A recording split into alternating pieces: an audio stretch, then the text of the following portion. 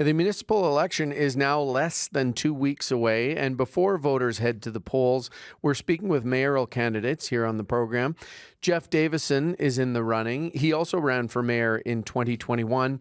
Prior to that, he was councillor for Ward 6 in the city's southwest. He joins us now in studio. Good morning, Jeff. Good morning. Thanks for coming in. Thanks for having me. Why should you be the next mayor of Calgary?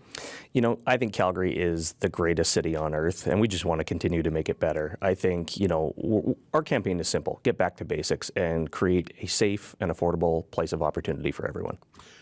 I want to get into affordability and housing. You would repeal blanket rezoning. What then? What is the right approach to building new homes as the city's population booms? I think there's a couple things to remember with repealing it. First of all, it's not about being anti-development. That's not the case. We have 70,000 people a year moving to Calgary. We have to address growth. But when I was the councillor on the west side, I put 3 new communities within existing communities. So in Ward 6, we've got Springbank Hill, we've got West District, we've got even the project right over here at Winsport. All of those will add 55,000 units to the west side. All of them are built with off-market housing, diversity of product type, amenities. You name it. They're communities built within communities. In total, we will have over 55,000 residents move into the west side because of it, right? And that work is now out of the ground. We were led to believe that the blanket rezoning was about affordability, but it's not affordable when a row house starts at $700,000. And for all the people that say, yeah, but they have basement suites, the reality is any house in Calgary could have a basement suite, a secondary suite at this point. So it's not about that. And certainly you're not keeping up with growth by managing 70,000 people moving here a year and building 4 units at a time. So I just look at density being done differently. Explain that, okay, because everything you just talked about, whether it's a basement suite or a fourplex, it does add to stock. So why isn't that part of the solution as you see it? I think it can be in some of these new communities, right? And I think it is in some of these new communities. Not in... I think, to me, one of the greatest things about Calgary is the diversity of our communities. So why do we want everything to look the same, right? We don't. We want to have a different experience going to the Northeast for dinner than we would potentially in Kensington. To me, that's what's really important about Calgary is it doesn't need to look the same, but we do have to address growth.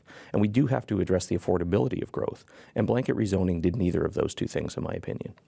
Now, the examples you used as councillor in your ward were communities within communities. Explain what that could look like moving forward from your perspective if you're the mayor and there's uptake on this. Where are the opportunities to do this and how does it work? Well, let's pick on Westbrook, right? Westbrook Station right now, you've got $1.5 billion train line running to the west. You've got a massive amount of open land within the community, and we have seen City Council turn down development opportunities for high density in an area like that because they couldn't get the plan together. And that's a timing problem, right? The city has not been able to get the average building out of the ground in this city in an 8-year cycle. So if we're talking about affordability, if we're talking about density, a lot of this to me is self-inflicted problems we've created. Time is actually our biggest challenge. So if we move quickly, that's a prime opportunity for density. Transit-oriented development is also throughout our city an option. Let's picture all of the available land along the Green Line, for instance. If we're going to build Green Line, let's build tax space along at the same time, because then we solve ridership problems, we solve climate problems, we solve some of density this is already problems. Happening with this transit-oriented development, no? Very little, right? This has been a policy the city has had in place for about 30 years. And to date, I think we have 3 real TOD sites. And blanket zoning doesn't support that, doesn't help that. I don't think it helps that, right? I mean, when you've got neighbors pitted against neighbors over parking concerns, that tells me we've done it wrong, right? And it tells me that we can work with community to build the density where density makes sense. We can develop affordable measures that are incorporated into new developments, and we can adjust our timing to make sure that these developments are addressing housing problems and affordability problems now. You mentioned before we flipped our mics on here during the news that public safety is one of the things you're hearing most at the door. We have a suite of a few other things. I mean, obviously, Calgary is not the only place dealing with addiction and mental health and struggle and, social disorder on trains and transit and public spaces. What would you do as mayor to address those concerns? I think you're absolutely right. This is a North America-wide problem. We're seeing social disorder and mental health and addiction challenges everywhere. I think the challenge we have is what we're doing isn't working, and we've got to stand up and try something different. And to me, that's about... What would you try? Well, I want to bring all the levels of government together because I don't agree I don't think we've ever agreed, first of all, that we have the same problem and that we all have a role in solving it. So we have to bring government together. We've got to bring policing agencies together. We've got to bring all of those wraparound care community services together, agree that we have the same problem, and then start defining what's our lane in solving those problems. And from a city perspective, that will be how do we support these wraparound care groups in the community doing the work. It will be how do we support through policing. But from a federal and provincial perspective, bail reform, the mental health and addiction side of the healthcare problem that's on the streets is a huge component of what's going on, and the province needs to step up and help us fund that. And so bringing everybody together is what's important. There's also this language to crack down on crime. What does that mean? I think that the challenge is you've got statistically, there's about 3,500 people on the streets downtown right now. The vast majority of the crime is being committed by about 190 of them. Those are the people that are preying on the folks going through mental health and addiction challenges, the criminals, the drug dealers. Those are the people we need to deal with first and foremost. Recovery is not possible for those people that they're preying on if they continue to prey.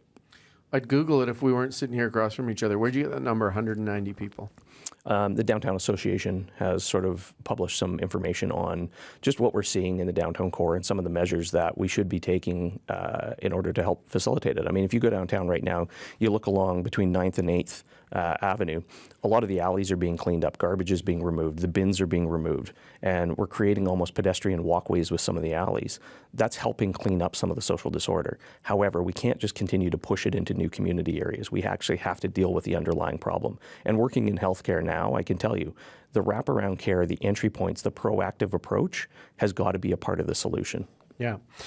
I want to get to affordability and taxes, property taxes. They are on the rise in Calgary. The next council will have to decide on a proposed 5.4% residential property tax increase, and there have been calls by the Chamber of Commerce and others to shift the burden even further from businesses to residential owners. What would happen to property taxes and how they're shared or the distribution of them if you're elected? So, I mean, this is where experience matters. And having been a former city councillor, having 25 years in energy technology and now healthcare, you've got to make your money work for you. And what we're doing here is not working. I'm proposing a 4-year tax freeze. And this is absolutely possible to do because we will grow our investment income, we will build new tax base into the program, and we will get our budgets in line. In the meantime, what will you cut? I don't think it's about cutting. I think it's about reinvesting in core services and getting out of the things that the city doesn't need to What be will you in. get out of? Well, I mean, I think that's, unfortunately, we're going to have to see that when we get in there, right? I mean, what we have seen is a city council that has grown staffing by 23%. That's going to be part of the challenge in how we manage because a lot of those are union jobs that we can't potentially get rid of. And that's not the goal to get rid of. The goal is how do we look at our investment income, build tax base, so it means building faster, talking about those communities that we were talking about potentially new community growth, talking about an industrial land strategy, build tax base rather than eroding your tax rate.